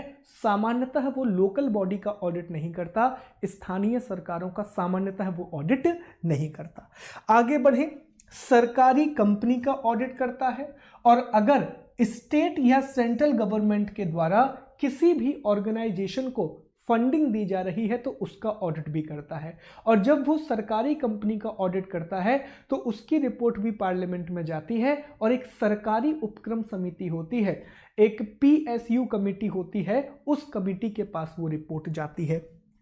फिर अनुच्छेद 279 हो जाएगा, हाँ 279 में जो शुद्ध आय होती है, जो नेट प्रोसीड या नेट इनकम होती है, उसका निर्धारण भी कैग के द्वारा एक प्रमाण पत्र के द्वारा किया जाता है। दोस्तों, केंद्र और सरकार के जितने भी विभाग होते हैं उनका ऑडिट भी यही करता है, ये तो हम पहले ही देख चुके हैं। अगर राष्ट्रपति और राज्यपाल रिक्वेस्ट करता है कैग से कि भैया फला फला डिपार्टमेंट का ऑडिट कर लो, तो वो उनका ऑडिट भी कर देता है। जैसे राज्यपाल कह सकता है कि हमारे यहाँ पर जो लोकल बॉडी है, स्थानीय निकाय हैं, इनका ऑडिट कर दो, तो कैग रिक्वेस्ट किए जाने पर ऑडिट कर सकता है। अगली बात, 150 में कहा गया है खातों का प्रारूप बनाता है, 151 में रिपोर्ट की बात भी की गई है। तो ये चीज दोस्तों आपको याद रखना है, और लोक लेखा समिति में सलाहकार के रूप में ये काम करता है। तो एक बार डिस्कस कर लें कैग क्या क्या काम कर रहा है, देख लो दोस्तों। तो कैग का सबसे बड़ा काम होता है ऑडिट करना, ये तो सबको क्लियर हो गया होगा कि सर इसका सबसे बड़ा काम होता है लेखा परीक्षण करना।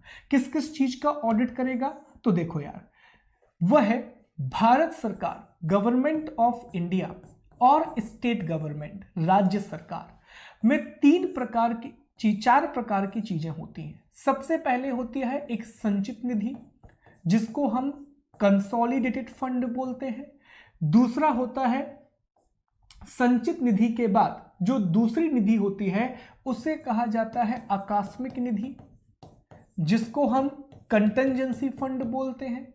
तीसरा होता है भारत और राज्य सरकारों के अलग अलग विभाग, अलग अलग डिपार्टमेंट, जैसे मध्य प्रदेश सरकार में बहुत सारे विभाग हैं, उसी प्रकार भारत सरकार में बहुत सारे विभाग हैं।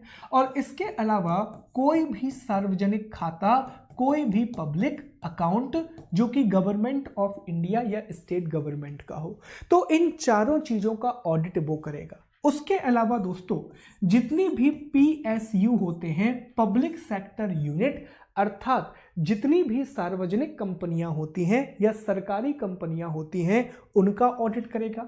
इसके अलावा अगर कोई भी ऐसी ऑर्गेनाइजेशन है जिसको स्टेट या सेंट्रल गवर्नमेंट के द्वारा फंड दिया जा रहा है, तो उनका ऑडिट करेगा। ठीक है। चौथी बात, अगर राष्ट्रपति या राज्यपाल कैग से कोई रिक्वेस्ट करता है तो उस रिक्वेस्ट के बाद उस पर्टिकुलर डिपार्टमेंट का ऑडिट भी कैग के द्वारा किया जाएगा।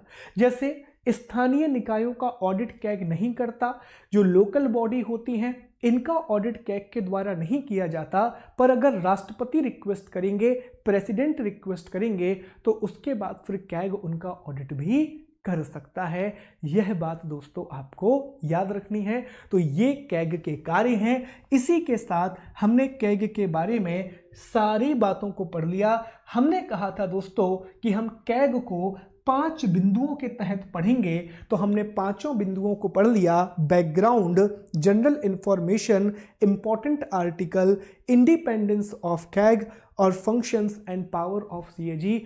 आप बताइए क्या ये टॉपिक आपको क्लियर हुआ? फिर हम एमसीक्यू लगाएंगे और इस टॉपिक को पूरी तरह खत्म करेंगे। बताइए क्या ये टॉपिक क्लियर है दोस्तों? जल्दी बताएं, क्या ये टॉपिक क्लियर है?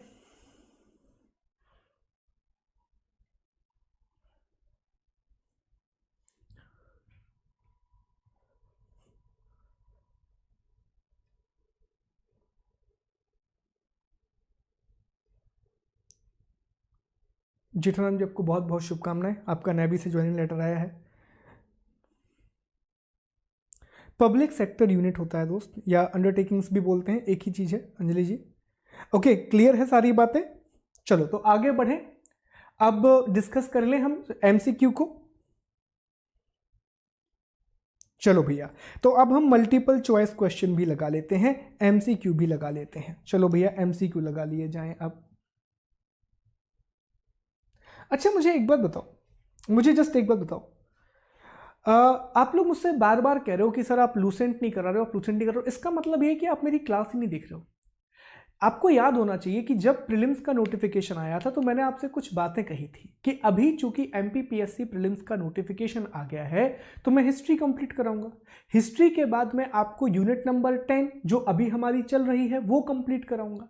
इसके बाद में यूनिट नंबर 9 आपको कंप्लीट कराऊंगा जिसमें वो इलेक्ट्रॉनिक की और दूसरी चीजें दी हुई हैं, और फिर मैं यूनिट नंबर 8 कंप्लीट कराऊंगा। इसके बाद प्रीलिम्स का एग्जाम हो जाएगा, फिर हम लूसेंट को वापस से कंटिन्यू कर देंगे। तो इसका मतलब यही हुआ कि आप लेक्चर देख ही नहीं रहे हो। और मैं ये बात 3 से 4 बार रिवाइज कर चुका हूं कि दोस्त पीएससी का प्रीलिम्स आ गया है तो मुझे कुछ सिलेबस कंप्लीट कराना है, कुछ टॉपिक मुझे कंप्लीट कराने हैं जो मैंने बोले थे पहले। तो थोड़ा सा चीजें आप लोगों को समझना पड़ेगा कि ऑलरेडी जब मैं बोल चुका हूं अपने लेक्चर में तो आप लेक्चर फॉलो ही नहीं कर रहे हो एक्चुअली। ठीक है, पहले कई बार मैंने ये बात कही है, तो प्लीज आप लोग लेक्चर फॉलो करो यार, प्लीज एक बार लेक्चर फॉलो करो तो उसमें आपको सारी जानकारी मिलेगी। ठीक है, चलो आगे बढ़ते हैं।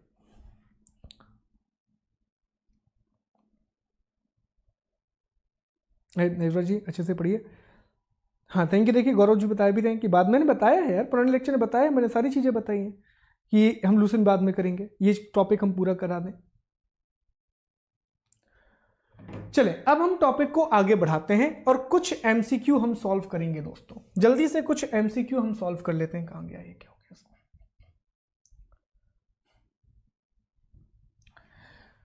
चले तो ये रहा पहला प्रश्न आपके सामने कि निम्नलिखित में से किसके द्वारा भारत के नियंत्रक और महालेखा परीक्षक के पद का प्रावधान किया गया है?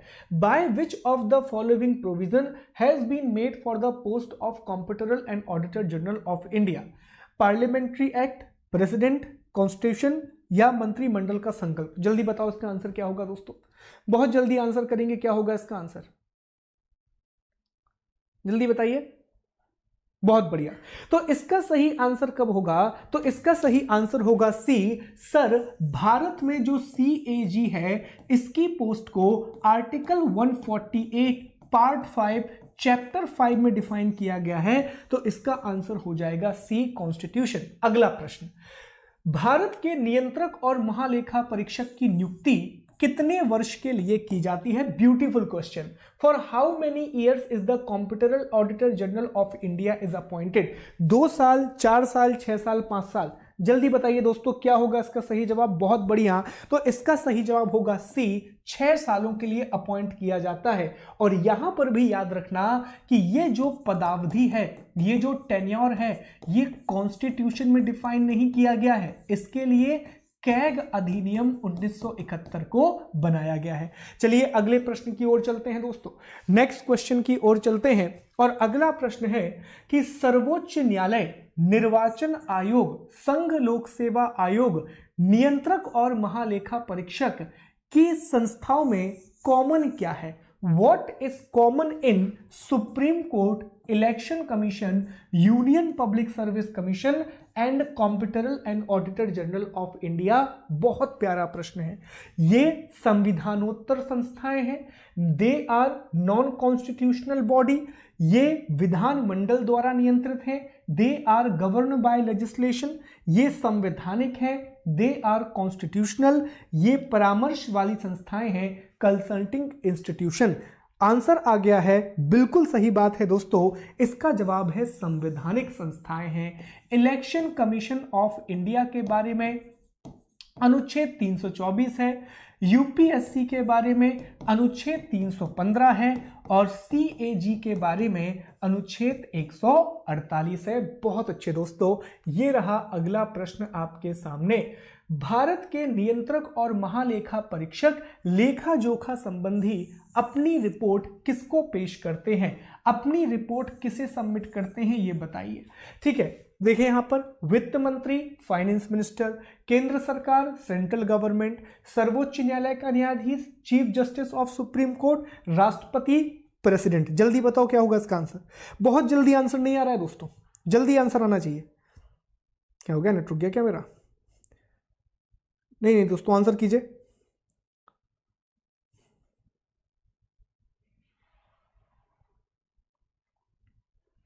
आसान है यार, बहुत बढ़िया। तो इसका सही जवाब क्या होगा? राष्ट्रपति। इसका सही जवाब क्या होगा? प्रेसिडेंट। याद रखना, आर्टिकल 151 में क्लियरली कहा गया है कि सीएजी अपनी रिपोर्ट, जो यूनियन की रिपोर्ट होगी वो राष्ट्रपति के पास जाएगी, जो स्टेट की रिपोर्ट होगी वो गवर्नर के पास जाएगी, राष्ट्रपति इसे संसद में रखेगा, गवर्नर इसे स्टेट लेजिस्लेशन में रखेगा। इसके बाद ये पब्लिक अकाउंट कमेटी को भेजी जाएगी, लोक लेखा समिति को भेजी जाएगी, जिसमें लक्ष्य जी ने बताया था कि 22 सदस्य होते हैं, 15 लोकसभा से होते हैं और 7 जो हैं वो राज्यसभा से होते हैं। एक बार चेक कर लेना, ठीक है। चलो आगे बढ़ते हैं। इसके बाद अगला है कि भारत के नियंत्रक और महालेखा परीक्षक की प्राप्तियां और व्यय का लेखा परीक्षण नहीं करते। सीधी सी बात है कि जो कैग है वो किस चीज का ऑडिट नहीं करता। कैग किस चीज का ऑडिट नहीं करता? ऑप्शन देखें, केंद्र सरकार, सेंट्रल गवर्नमेंट, राज्य सरकार, स्टेट गवर्नमेंट, सरकारी कंपनी, गवर्नमेंट कंपनी, स्थानीय निकाय, लोकल बॉडी। जल्दी बताओ, जल्दी बताओ। बहुत बढ़िया। तो सर ये लोकल बॉडी का ऑडिट नहीं करता। अच्छा मुझे ये बताओ, क्या ये ऑडिट नहीं कर सकता लोकल बॉडी का? क्या इसके पास लोकल बॉडी का ऑडिट करने की पावर नहीं है? नहीं, यह ऑडिट करेगा, लेकिन कब? जब इससे रिक्वेस्ट की जाएगी, जब इससे रिक्वेस्ट की जाएगी कि भैया आप स्थानीय निकायों का लेखा परीक्षण कर दीजिए, आप लोकल बॉडी का ऑडिट कर दीजिए, तो कर सकता है, लेकिन राज्यपाल की रिक्वेस्ट के बाद। छठवां प्रश्न, भारत के नियंत्रक और महालेखा परीक्षक को पद से केवल किसके द्वारा हटाया जा सकता है?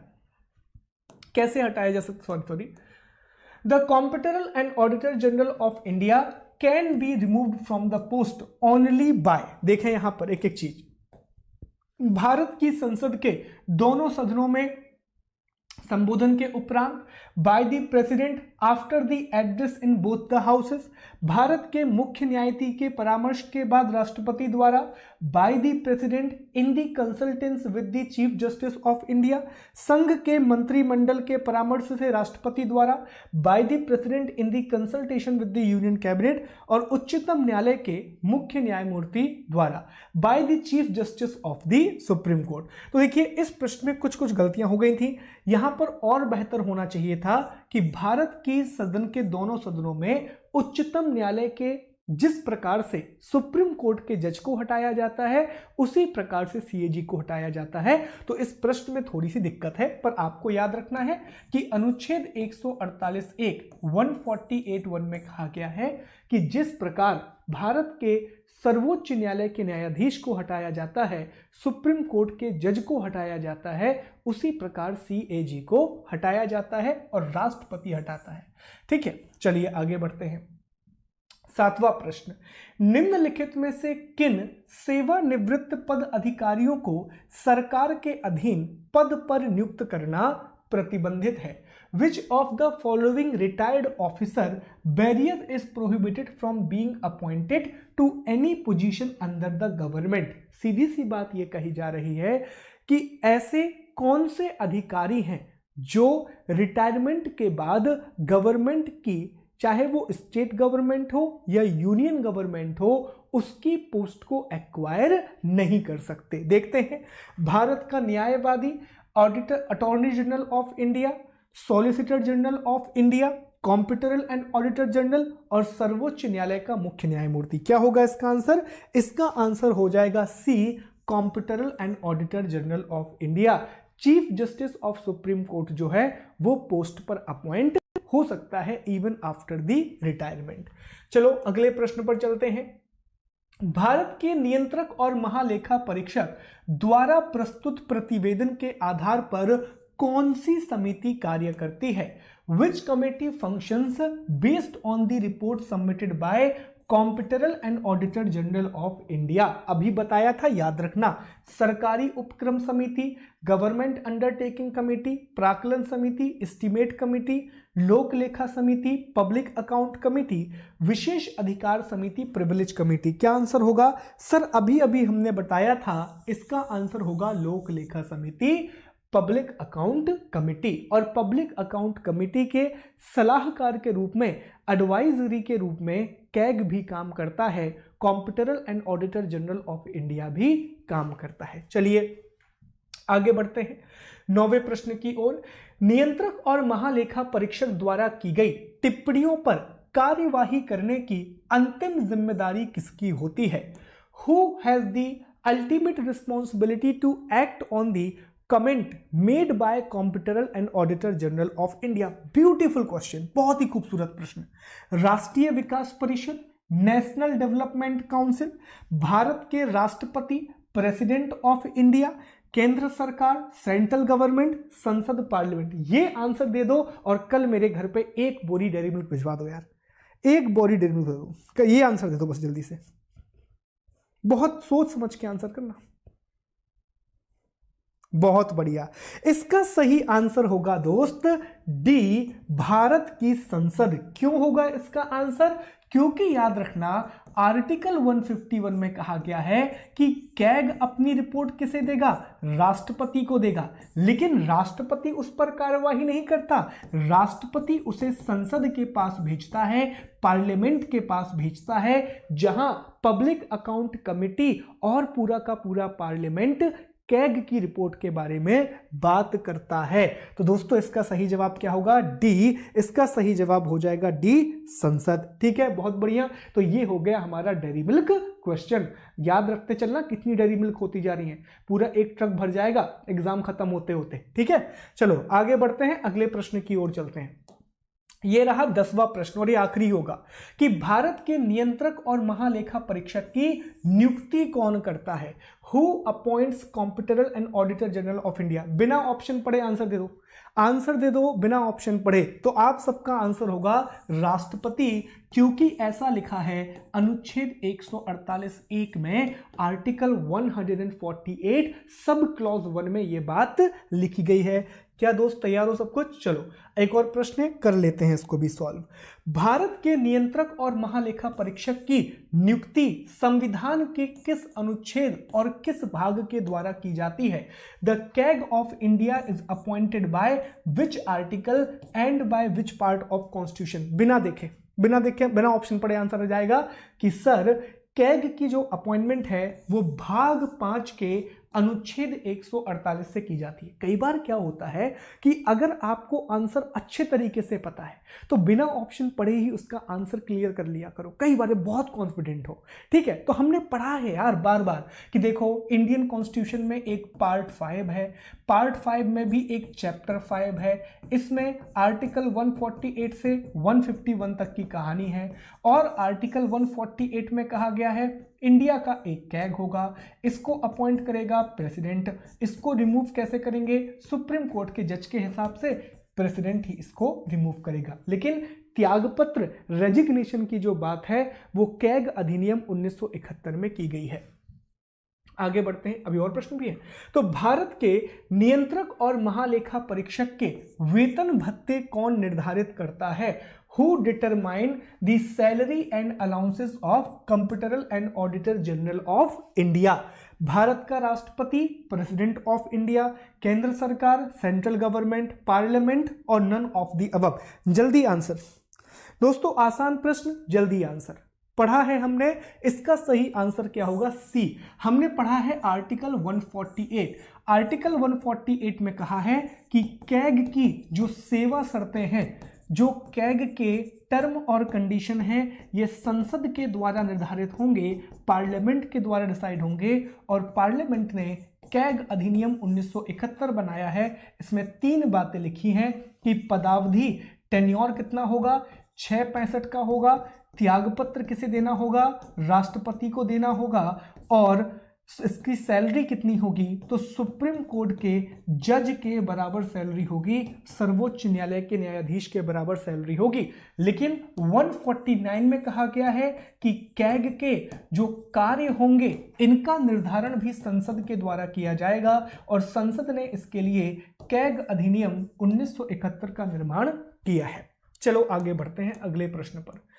भारत के नियंत्रक एवं महालेखा परीक्षक के वेतन भत्ते किस अधिनियम के द्वारा निर्धारित किए गए हैं? By which act the salary and allowances of comptroller and auditor general of India define? तो ये तो मैंने अभी बता दिया, कर्तव्य शक्ति और सेवा शर्त अधिनियम 1971, duty power and condition of service act 1971। Bharat का नियंत्रक और महालेखा परीक्षक अपना त्यागपत्र किसे देता है? अच्छा क्वेश्चन है। Comptroller and auditor general India resign, वित्त मंत्रालय, फाइनेंस मिनिस्ट्री, प्रेसिडेंट, राष्ट्रपति, उच्चतम न्यायालय का मुख्य न्यायाधीश, chief justice of supreme court, prime minister. जल्दी बताओ क्या होगा इसका आंसर? बहुत बढ़िया सर, इसका आंसर होगा भारत के राष्ट्रपति। दोस्त सैलरी है 2.5 लाख रुपए, जो सर्वोच्च न्यायालय के न्यायाधीश की होती है। प्रधान न्यायाधीश की सैलरी 2,80,000 होती है। ठीक है, चलो अगले प्रश्न पर आते हैं। भारत का नियंत्रक और महालेखा परीक्षक किस अनुच्छेद के तहत केंद्र सरकार को अपनी रिपोर्ट या राष्ट्रपति को अपनी रिपोर्ट सौंपता है? Under which article comptroller auditor general India submit it report to the president? 149, 150, 151, 152। ये गलत मत करना दोस्त, ये गलत मत करना। बहुत बढ़िया, तो इसका सही जवाब होगा 151। Thank you so much for this.